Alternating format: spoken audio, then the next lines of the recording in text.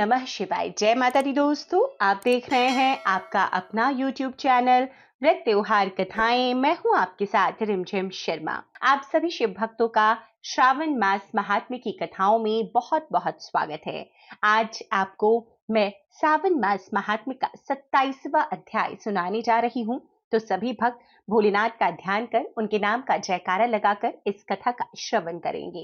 इस कथा के साथ ही आपको यहाँ पर श्री शिव चालीसा और भगवान शंकर की आरती भी प्राप्त हो जाएगी। तो वीडियो को अंत तक जरूर देखिए। वीडियो पसंद आए तो लाइक कर दीजिएगा। चैनल पर पहली बार आए हैं तो यहाँ पर इसी प्रकार सभी व्रत त्योहारों की जानकारियां आपको मिलती रहेंगी, तो चैनल को सब्सक्राइब भी जरूर कर लें। हर हर महादेव। भगवान श्री सदाशिव ने कहा कि हे सनत कुमार, अब मैं श्रावण मास में कर्क तथा सिंह संक्रांति में जो कुछ कार्य होता है वह तुम्हें बतलाऊंगा। कर्क संक्रांति के सिंह की संक्रांति तक सब नदियां रजस्वला हो जाती हैं। उस काल में उन नदियों में स्नान नहीं करना चाहिए। समुद्र में गिरने वाली नदियों में स्नान करने से कोई दोष नहीं होता। कुछ मुनियों का कहना है कि कर्क संक्रांति से दक्षिण दिशा स्थित भगवान अगस्त्य के उदय काल तक नदियां रजस्वला रहती हैं। ग्रीष्म ऋतु में भूमि पर जो नदियां सूख जाती हैं वह अल्प जल वाली छोटी नदियां तब तक रजस्वला रहती हैं। अपने आप जिन नदियों की गति 8000 धनुष 32 हाथ न हो, उन नदियों में वर्षा ऋतु में 10 दिन तक स्नान नहीं करना चाहिए। उन नदियों को नदी न कहकर गढ़ी कहना चाहिए। कर्क संक्रांति के आरंभ में बड़ी नदियां रजस्वला हो जाती हैं। जैसे स्त्रियां 3 दिन तक अपवित्र रहकर चौथे दिन पवित्र होती हैं, वैसे ही महानदियां भी 3 दिन तक अपवित्र रहकर चौथे दिन पवित्र होती हैं। अब मैं उन नदियों का वर्णन करूंगा, तुम ध्यान पूर्वक सुनो। गोदावरी, भागीरथी, तुंगभद्रा, वेणिका, तापी और पयोष्णी, यह 6 महानदियां विंध्य पर्वत के दक्षिण में बहती हैं। भागीरथी, नर्मदा, यमुना, सरस्वती, विशोका तथा वितस्ता, यह 6 महानदियां विंध्य पर्वत के ऊपर बहती हैं। 12 महानदियां देवर्षि क्षेत्र से प्रादुर्भूत हैं। देविका, कावेरी, वज्रा, कृष्णा, यह 4 नदियां कर्क संक्रांति हो जाने पर एक दिन रजस्वला होती हैं। कर्क संक्रांति से 3 दिन तक गौतमी नदी रजस्वला होती है। चंद्रभागा, सती सिंधु, सरयू, नर्मदा, गंगा, यमुना, प्लक्षधारा तथा सरस्वती, यह 9 नदियां एवं नद नाम सुविख्यात शोण, सिंधु, हिरण्य, कोकिल, अहृत, घग्घर, सतेंद्रु, यह 7 पवित्र रहती हैं। यह रजस्वला नहीं होती। धर्मद्रवा, गंगा, यमुना तथा सरस्वती, यह सब काल में गुप्त रजोदोष वाली होती हैं। यह सदा ही पवित्र हैं। जो नदी तट निवासी हैं उन्हें पाप नहीं लगता। रजोदृष्ट जल भी गंगा जल के मिलने से पवित्र हो जाता है। बकरी, गौ, भैंस, प्रसूता स्त्री और भूमि में नवीन जल, यह 10 रातों के पश्चात शुद्ध होते हैं। जहां पर कूप तथा बावली न हो वहां पर नदी का जल अमृत तुल्य है। रजोदृष्ट समय में भी ग्राम निवासियों को नदियों का जल प्रयोग करने से कोई पाप नहीं लगता। अन्य द्वारा जल के निर्गत करने पर भी रजोजन्य पाप नहीं होता। श्रावणी उत्सर्ग, प्रातः स्नान, विपत्ति, चंद्र ग्रहण, सूर्य ग्रहण के समय भी रजोदोष नहीं होता। अब मैं सिंह संक्रांति पर गौ प्रसव के फल को बतलाऊंगा। सिंह के सूर्य हो जाने पर जिसकी गौ ब्याई हो उसकी 1 मास के अंदर ही मृत्यु निश्चित हो जाती है। उस समय की गौ प्रसव शांति अब मैं तुम्हें बतलाऊंगा, जिसके करने से मनुष्य सुखी हो जाता है। उस समय में ब्याई गौ ही ब्राह्मण को दान देनी चाहिए।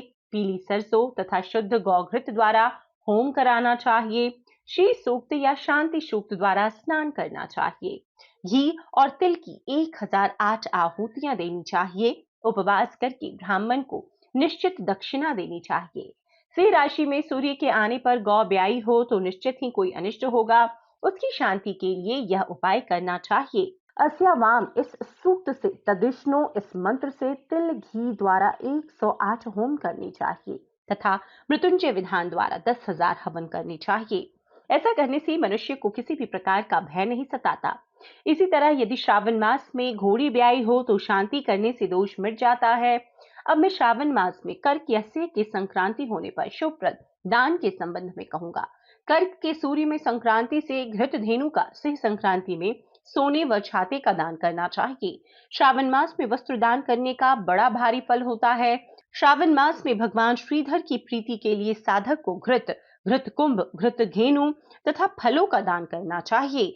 मेरे संतोष के लिए महीने में अन्य दान भी करने चाहिए। अन्य महीनों की अपेक्षा इस महीने में किया गया दान अक्षय फल देने वाला होता है। मुझे इस महीने से अधिक प्रिय कोई और महीना नहीं है। मैं श्रावण मास के आने की प्रतीक्षा करता हूँ। जो इस महीने में व्रत करेगा वह विशेष रूप से मेरी कृपा का पात्र होगा। क्योंकि ब्राह्मण का राजा चंद्रमा और प्रत्यक्ष देवता सूर्य हैं, दोनों मेरे नेत्र हैं, अतः उसकी संक्रांति संज्ञा कर्क संज्ञा तथा सिंह संज्ञा हुई है। इससे अधिक महात्म्य मैं क्या कह सकता हूँ। जो मनुष्य इस महीने में प्रातः काल उठकर स्नान करता है उसे 12 महीनों के स्नान का फल प्राप्त हो जाता है। जो मनुष्य श्रावण मास में प्रातः काल उठकर स्नान नहीं करता उसके 12 महीनों में किए हुए सभी काम व्यर्थ हो जाते हैं। मनुष्य को ये संकल्प करना चाहिए, हे महादेव, हे दया सिंधु, मैं श्रावण मास में संयत हो प्रातः काल उठकर नहाऊंगा। प्रभु, आप मेरा यह कार्य निर्विघ्न पूर्ण कर देवें। मनुष्य को चाहिए कि स्नान करे, शिव पूजा करे और श्रावण मास का महात्म्य तथा कथा भक्ति से पूरे महीने तक सुनता रहे। इस तरह साधक को पूरा महीना बिताना चाहिए। अन्यत्र कृष्णादि महीना लिखा है, पर सावन महीना शुक्लादि अभिष्ट है। श्रावण मास का महात्म्य कौन वर्णन कर सकता है। इस श्रावण महीने के व्रत के प्रताप से 7 प्रकार की जो वंध्याएं कही गई हैं उनको भी पुत्र की प्राप्ति हो जाती है। विद्यार्थी को विद्या, बलार्थी को बल, रोगी को आरोग्यता प्राप्त हो जाता है। जो मनुष्य बंधन से बंधा है वो बंधन से छूट जाता है। धनार्थी को इस व्रत से धन की प्राप्ति होती है और भार्यार्थी को स्त्री प्राप्त हो जाती है। हे तात साधक जो भी इच्छा करता है उसकी समस्त इच्छाएं पूर्ण हो जाती हैं। अंत में मेरे लोक में आकर समीप रहकर हर्ष प्राप्त करता है। व्यास की पूजा मनुष्य को अच्छे कपड़ों तथा गहनों द्वारा करनी चाहिए, जिससे श्री व्यास देव जी प्रसन्न कर लिया जाए, मानो मुझे प्रसन्न कर लिया हो। जो श्रावण मास का महात्म्य सुनकर भगवान श्री वेद व्यास का पूजन नहीं करता, यमराज उसके कान काट लेते हैं, जिससे वह बहरा हो जाता है। अतः मनुष्य को चाहिए कि श्रावण मास में श्री व्यास देव जी की पूजा अवश्यमेव करे। जो भक्ति सहित इस श्रावण मास के महात्म्य को पढ़ता, सुनता और सुनाता है उसको महान पुण्य फलों की प्राप्ति होती है। तो इस प्रकार श्रावण मास का ये 27वां अध्याय यहाँ पर संपन्न होता है। आगे श्री शिव चालीसा का श्रवण जरूर करें। जय गणेश गिरिजासुवन मंगल मूल सुजान, कहत अयोध्या दास तुम देहु अभय वरदान। जय गिरिजापति दीन दयाला, सदा करत संतन प्रतिपाला। भाल चंद्रमा सोहत नीके, कानन कुंडल नाग फनीके। अंग गौर शिर गंग बहाए, मुंड माल तन छार लगाए। वस्त्र खाल बाघंबर सोहे, छवि को देख नाग मन मोहे। मैना मातु की हवे दुलारी, वाम अंग सोहत छवि न्यारी। कर त्रिशूल सोहत छवि भारी, करत सदा शत्रुन छयकारी। नंदी गणेश सोए तह कैसे, सागर मध्य कमल है जैसे। कार्तिक श्याम और गण राउ, या छवि को कहीं जात न काऊ। देवन जब ही जाय पुकारा, तब ही दुख प्रभु आप निवारा। किया उपद्रव तारक भारी, देवन सब मिले तुम ही जुआरी। तुरत सडानन आप पठायो, लव निमेष महामार गिरायो। आप जलंधर असुर संहारा, सुयश तुम्हार विदित संसारा। त्रिपुरासुर सन युद्ध मचाई, सब ही कृपा कर लीन बचाई। किया तप ही भागीरथ भारी, पूर प्रतिज्ञा तासु पुरारी। दानिन मह तुम सबको नाई, सेवक स्तुति करत सदा ही। वेद नाम महिमा तब गाई, अकथ अनादि भेद नहीं पाई। प्रकटि उदधि मंथन में ज्वाला, जरत सुरासुर भय विहाला।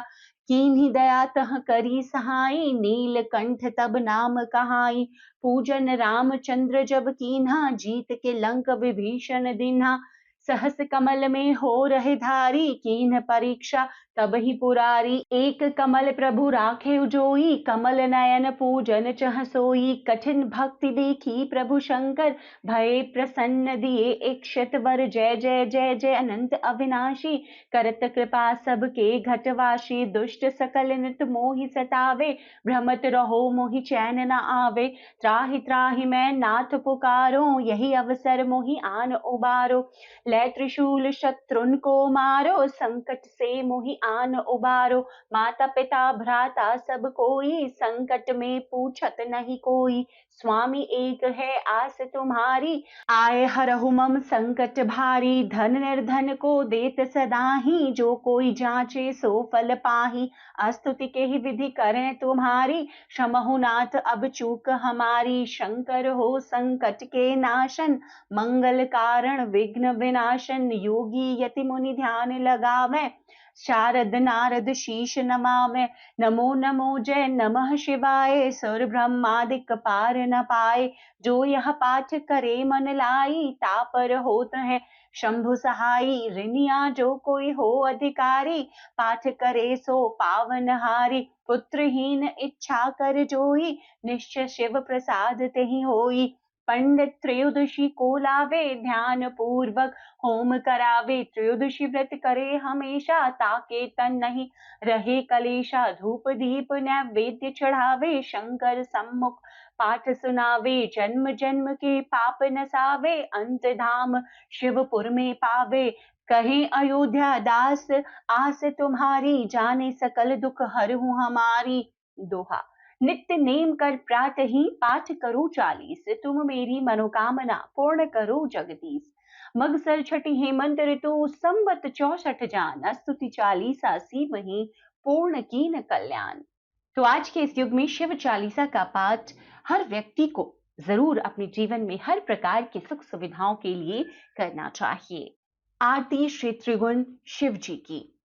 ओम जय शिव ओमकारा, स्वामी जय शिव ओमकारा, ब्रह्मा विष्णु सदा शिव, ब्रह्मा विष्णु सदा शिव, अर्धांगी धारा। ओम जय शिव ओमकारा, एकानन चतुरानन, पंचानन राजै, हंसासन गरुड़ासन, वृषवाहन साजै। ओम जय शिव ओमकारा, दो भुज चार चतुर्भुज, 10 भुज अति सोहे, त्रिगुण रूप निरखते, त्रिभुवन जन मोहे। ओम जय शिव ओमकारा, अक्षमाला वनमाला, मुंडमाला धारी, चंदन मृग मद सोहे, भाले शशिधारी। ओम जय शिव ओमकारा, श्वेतांबर पीतांबर, बाघांबर अंगे, सनकादिक गरुणादिक, भूतादिक संगे। ओम जय शिव ओमकारा, कर के मध्य कमंडल, चक्र त्रिशूलधारी, सुखकारी दुखहारी, जग पालनकारी। ओम जय शिव ओमकारा, ब्रह्मा विष्णु सदा शिव, जानत अविवेका, प्रणवाक्षर में शोभित, ये तीनों एका। ओम जय शिव ओमकारा, श्री त्रिगुण स्वामी जी की आरती, जो कोई नर गावे, कहत शिवानंद स्वामी, सुख संपत्ति सब पावे। ओम जय शिव ओमकारा, ओम जय शिव ओमकारा। तो भगवान शंकर की आरती के साथ आज का ये अध्याय मैं यहीं समाप्त करती हूँ। आगे के अध्यायों के लिए आपके अपने YouTube चैनल व्रत त्योहार कथाएं के साथ बने रहें। वीडियो देखने के लिए बहुत बहुत शुक्रिया। हर हर महादेव।